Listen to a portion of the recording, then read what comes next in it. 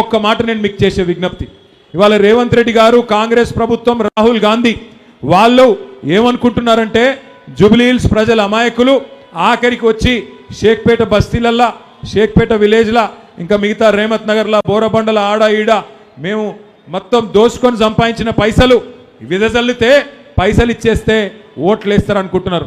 కాంగ్రెస్ వాళ్ళు వస్తారు, ఇంటింటికి వచ్చి పైసలు ఇచ్చి ఓట్లు కొనే ప్రయత్నం చేస్తారు.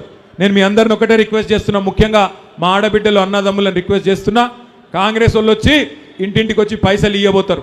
మీరు కూడా ఏం చేయండి, కాంగ్రెస్ వాళ్ళు పైసలు ఇస్తే బరాబర్ తీసుకోరు, తప్పేం లేదు.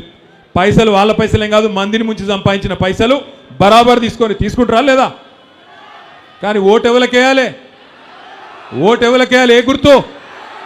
ఎందుకు చెప్తున్నా అంటే వాళ్ళు మామూలు వాళ్ళు కాదు, కాంగ్రెస్ వాళ్ళు దేశముదురులు. వాళ్ళు ఏం చేస్తారు, పైసలు చేతిలో పెడతారు. ఓటుకు 5,000 ఇస్తారట, రాసుకొని ఓటుకు 5,000. 5,000 ఇస్తే మీరేం చేయరు ఎరికేనా? 5,000 ఇస్తే మంచిగా జేబులో పెట్టుకొని మెల్లగా అడుగురి, అవు బిడ్డ మరి మిగతా పైసలు ఎప్పుడు ఇస్తావు కొడుకా అని అడుగురి. అగో ఏం పైసలు అంటే అవు బాకీ. అరే నీకు దండం పెడతారా భయ్, బంద్ చేయి నువ్వు, ఓయ్ ఓ బంద్ కర్రే బడే బాయ్ బంద్ కర్.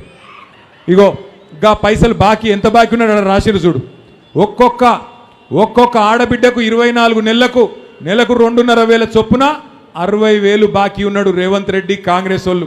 5,000 జేబులో పెట్టుకోండి, మరి మిగతా 55,000 ఎప్పుడు ఇస్తావు కొడుకా అని మెల్లగా అడుగుండ్రి. ముసలోళ్ళ దగ్గర పోయి 5,000 చేతిలో పెడితే నువ్వు నాకు 48,000 బాకీ ఉన్నావు కదా బిడ్డ, 24 నెలలు 2,000 చొప్పున 48,000 బాకీ ఉన్నావు, 5,000 ఇచ్చినావు, మిగతా 43,000 ఎప్పుడు ఇస్తావు కొడుకా అని అడుగుండ్రి. అట్లాగే ఆటో డ్రైవర్ల దగ్గర పోయి పైసలు పెడితే నాకు నెలకు 1,000 రూపాయలు ఇస్తాన్నావు, 24,000 ఇవ్వాలి, మరి 5,000 ఇచ్చినావు, మిగతా 19,000 ఎప్పుడు ఇస్తావు బిడ్డ కాంగ్రెస్ ఓడా అని అడగాలి. ఇంకొకటి కూడా ఉన్నది డేంజర్.